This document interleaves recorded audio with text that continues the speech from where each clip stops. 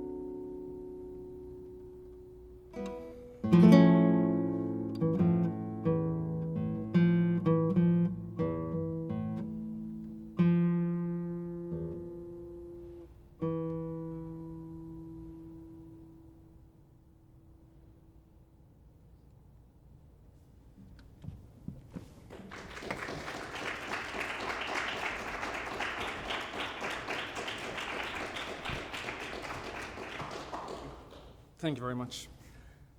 The next piece is Fernando Sor's Opus 9, Variation on a Theme by Mozart. This is a Lacotte replica. This is the guitar that both Sor and Aguado, that I will feature later, would have sort of played. This is a late Lacotte. You can see there is still a raised fingerboard. And that sort of is really one step further into this guitar. I will try to keep my talking to the minimum so that we can hear kind of the differences.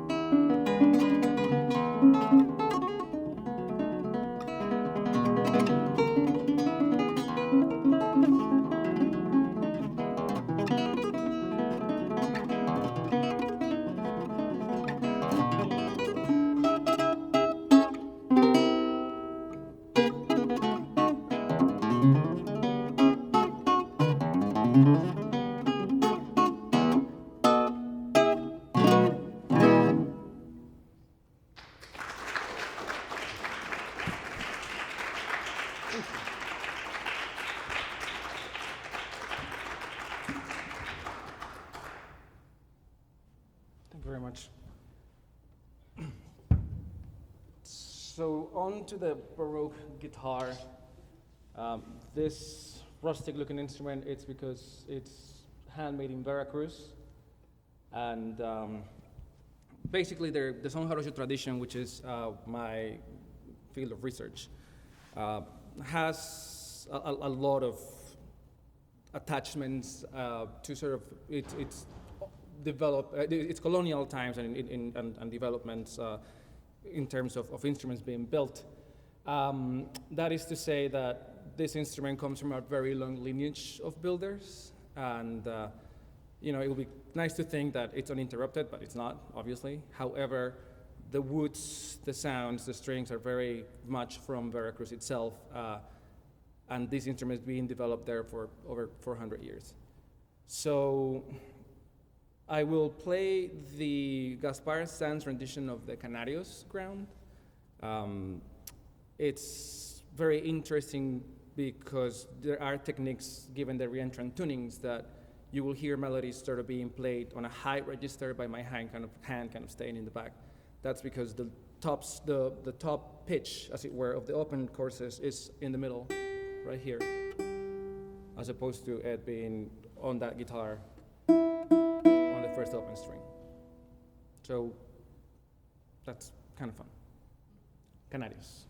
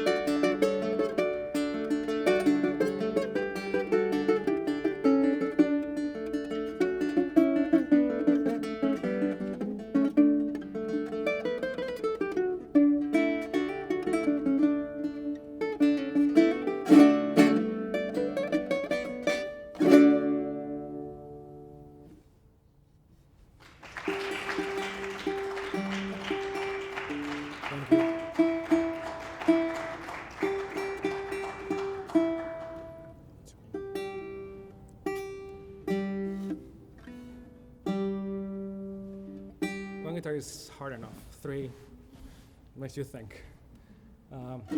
Okay, so this is the second half of the program as conceived. And the larger argument that I was trying to make is that hopefully you already now know what this Baroque guitar had to sort of give up in order to kind of, let's put it this way, catch up with the demands of modern music, right? And that sort of spirit of the guitar, as it were, in a very romantic kind of way of thinking, it's sort of kept in the archive of Spanish music, surprise, right? But specifically through a genre, a practice, a palo in flamenco called fandango.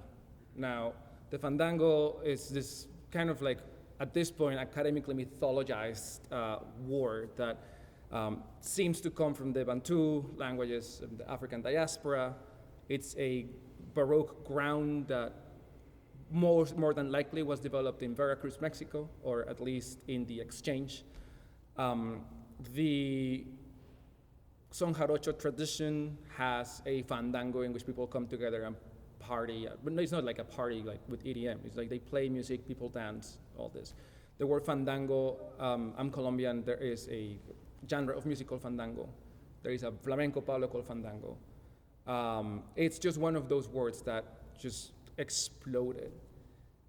Interestingly enough, there are 3 fandangos written for each of these 3 guitars that I hope will kind of give you the experience of what kind of happened in sort of a chronological time with the sort of giving up of the strings, or the tribute, as it were.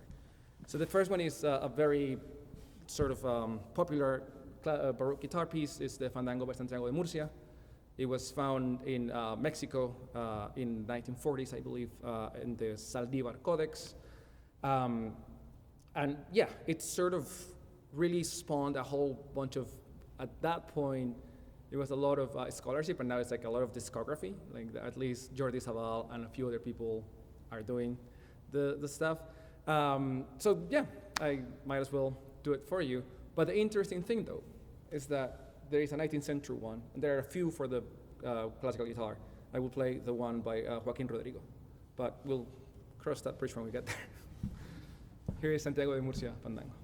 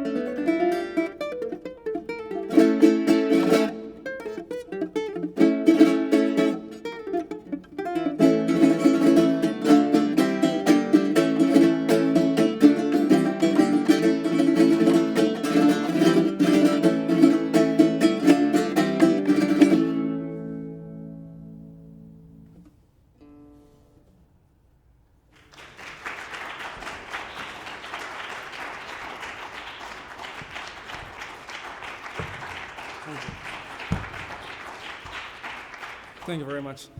As you can tell, the fandango is just a chord progression. There is no variation, there is no melody. But as we know from the 19th century, theme and variations were kind of one of the most popular genres for composition. Now, the next fandango by Dionisio Aguado is not a theme and variations, but it's just variations on the ground of fandango. However, you will see a few things. You will see that I will be laboring up and down the fretboard, trying to hit those high notes that you can get in the middle of the entire. There is a lot of sort of bass work in which the kind of melody is kind of given to the bass. And it was composed and published in France. Dionisio Aguado and Fernando Sor left Spain in the Napoleonic Wars. So there is an element of translation in this fandango that has very sort of French introduction, at least the first part. There is a middle section, and there is half minuet at the end with a finale. It's a very confusing piece, but like all of that music sort of brackets and contains the three chords of the fandango. So this is Dionisio Aguado's fandango.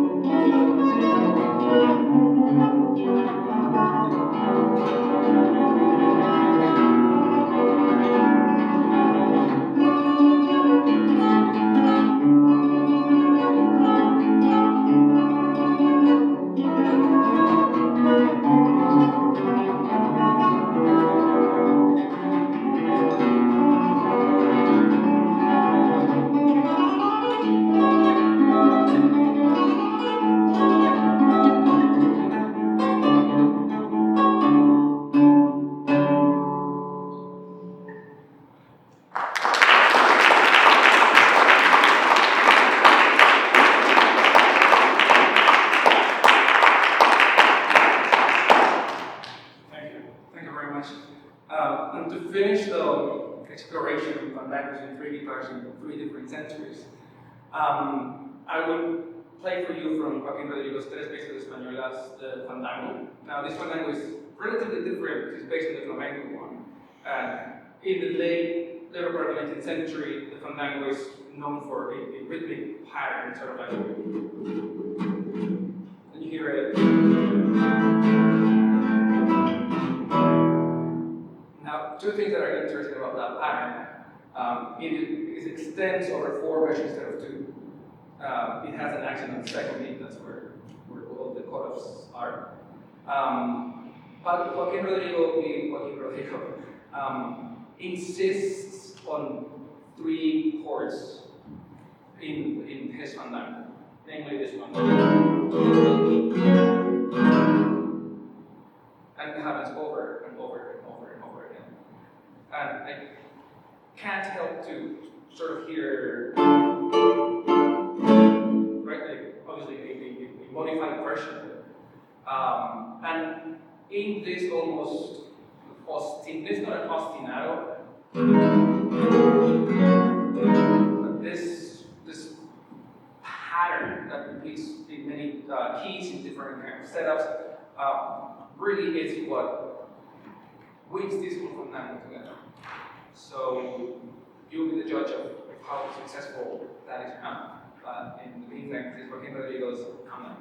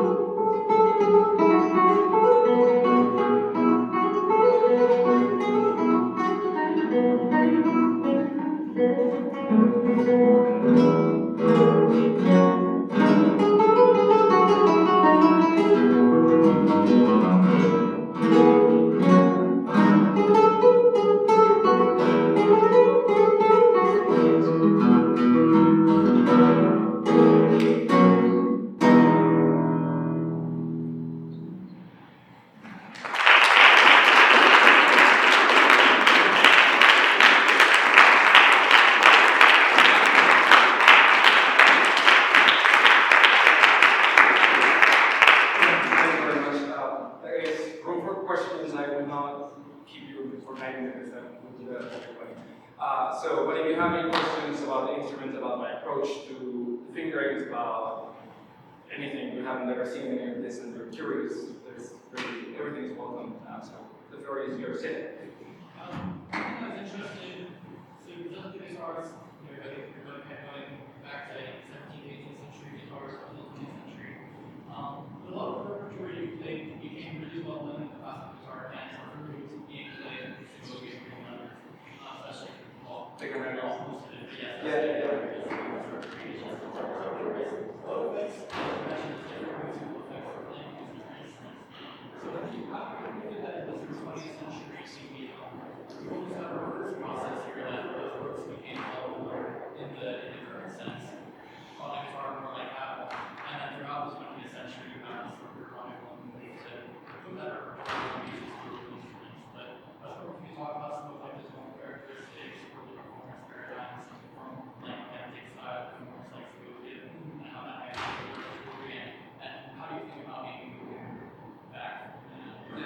That's a great question because it allows me to speak to something that I wanted to talk about, but I just, for the purpose of playing, I couldn't. Maybe this is something that is not necessarily directly your question, but one of the things that this guitar does, and the people like Segovia who approach this instrument as a novelty from this one, is that the timbral options that you have are very profound. So for example, if you hear the Arabesque, this kind of sort of very mellow molasses kind of guitar sound is really accentuated in this guitar because this kind of the fact that the guitar can finger different melodies on different strings. Right?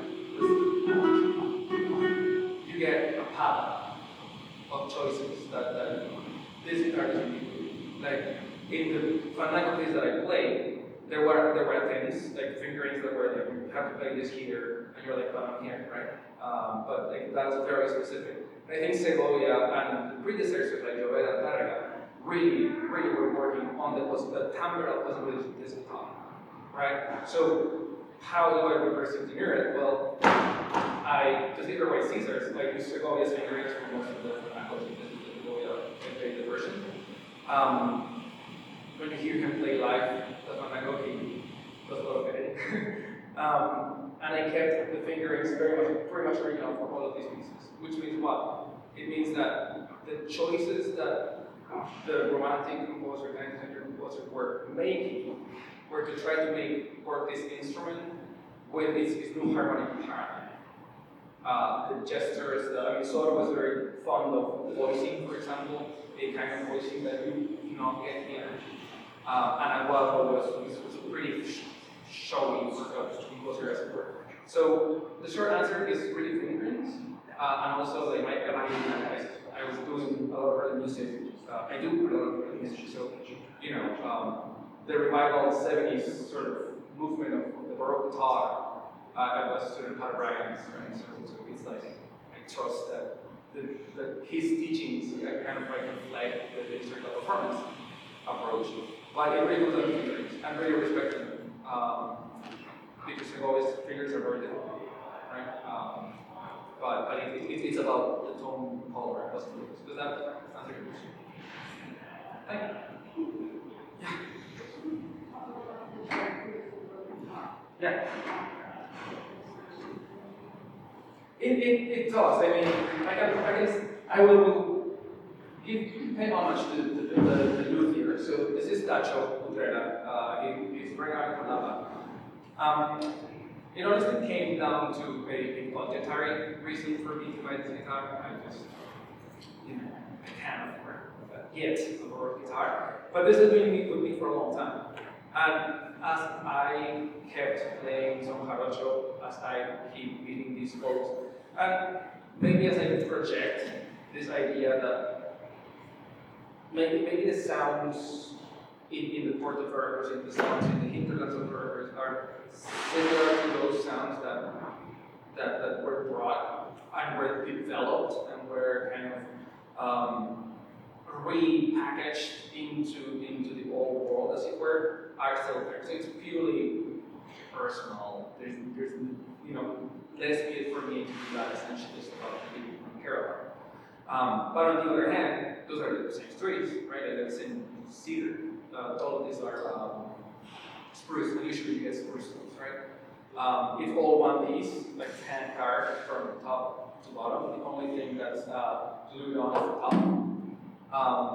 And that show, the short of the story is that my Brian, my first piece, called him up and he's like, hey, can you build me a Harana without the bridge? He was like, okay.